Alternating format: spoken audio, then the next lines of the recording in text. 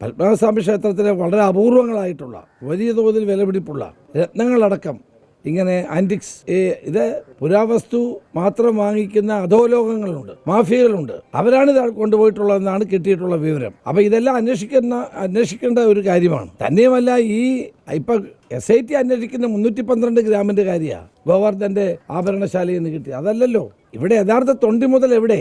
ആ തൊണ്ടി മുതലല്ലേ കണ്ടെത്തേണ്ടത്. അപ്പോൾ എന്നോട് വിദേശ മലയാളി പറഞ്ഞ കാര്യമാണ് ഞാൻ SITയുടെ മുമ്പിൽ പറഞ്ഞത്.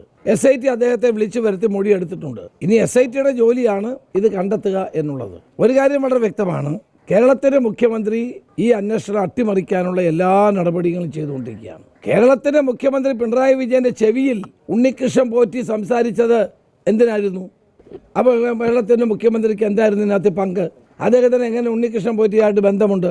കളവ് പറയുന്നതിന് ഒരു പരിധിയുണ്ട്. മുഖ്യമന്ത്രി പറയാണ് കോൺഗ്രസ്സുകാർക്കാണ് ബന്ധം. ഒരു കോൺഗ്രസ്സുകാരനും ജയിലിൽ പോയിട്ടില്ല.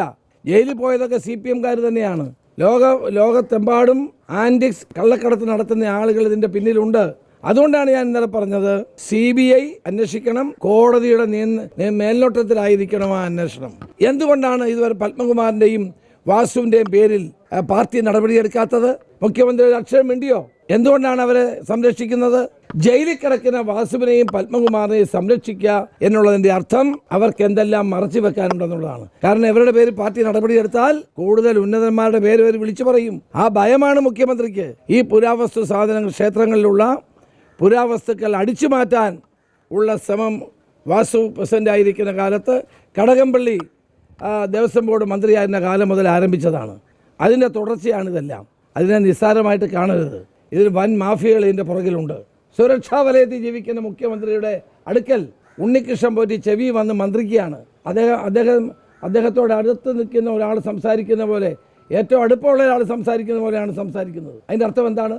മുഖ്യമന്ത്രി പറയുന്നത് ഞങ്ങളുടെ കുറ്റമല്ല, ഭരണത്തിൻ്റെ എതിരായിട്ടുള്ള വികാരമല്ല, ശബരിമല കേസ് ഇതിൽ ബാധിച്ചിട്ടില്ല, ജനങ്ങൾക്ക് തെറ്റുപറ്റിപ്പോയതാണ്. ഇപ്പോൾ പറയും ജനങ്ങൾക്ക് തെറ്റുപറ്റിപ്പോയി, ഇതൊന്നും പ്രശ്നമല്ല, ഭരണവിരുദ്ധ വികാരം ഏശിയിട്ടേയില്ല, ശബരിമല ഏശിയിട്ടേയില്ല.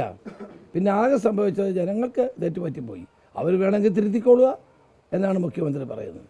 അപ്പോൾ ജനങ്ങൾക്കാണ് ഇപ്പോൾ തെറ്റുപറ്റിയിരിക്കുന്നത്, അല്ലാണ്ട് ഗവൺമെൻറ്റിനോ മുഖ്യമന്ത്രിക്കോ അല്ല. 3 മാസം കൂടെ വെയിറ്റ് ചെയ്താൽ മതി, ജനങ്ങൾ അതുകൂടെ തിരുത്തിക്കൊള്ളും. കേരളത്തിൽ പാലക്കാട്ടുണ്ടായ ദൗർഭാഗ്യകരമായ സംഭവമാണ്. ക്രിസ്മസ് കരോളുമായി പോയ ആളുകളെ BJPക്കാർ ആക്രമിച്ചു. ആ ആക്രമണം നടത്തിയ ആളുകളെ ഒരിക്കലും ന്യായീകരിക്കാൻ പാടില്ല. അവരെ നിയമത്തിന് മുമ്പിൽ കൊണ്ടുവരികയാണ് വേണ്ടത്. ഈ VCക്കെതിരെ അല്ല ഗവർണർക്കെതിരെ ചാൻസലർക്കെതിരെ എന്തെല്ലാം സമരം ചെയ്തു?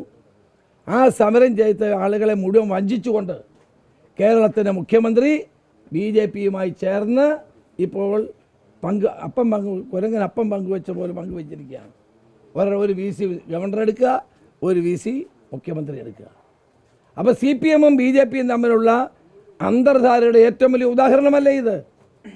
ഗവർണർക്കെതിരെ സമരം ചെയ്ത ആളുകളെ ആക്ഷേപിക്കുകയല്ലേ മുഖ്യമന്ത്രി ചെയ്തത്? ഞങ്ങൾ ജനാധിപത്യ പാർട്ടിയാണ്, ഞങ്ങളുടെ അഭിപ്രായം അറിഞ്ഞല്ലാണ്ട് ഒരാളുടെ പേര് പാർട്ടി ഓഫീസിന് കൊടുക്കുന്നത് വെച്ച് തീരുമാനിക്കുന്ന പാർട്ടിയല്ല ഇത്. അതുകൊണ്ട് എല്ലാവരുടെയും അഭിപ്രായമൊക്കെ അറിഞ്ഞ് തീരുമാനിക്കും. ഇന്നത്തേതോടുകൂടി ആ പ്രശ്നങ്ങളൊക്കെ അവസാനിക്കും. അല്ല, ഒരു കൺഫ്യൂഷനും ഇല്ല. 2-3 പേർക്ക് ആഗ്രഹം ഉണ്ടാകുന്നതും സ്വാഭാവികമാണ്. ജനാധിപത്യ പാർട്ടിയാണ്. പക്ഷേ ആ പ്രശ്നങ്ങളൊക്കെ പരിഹരിച്ച് ഞങ്ങൾ ഒരുമിച്ച് മുന്നോട്ട് പോകും.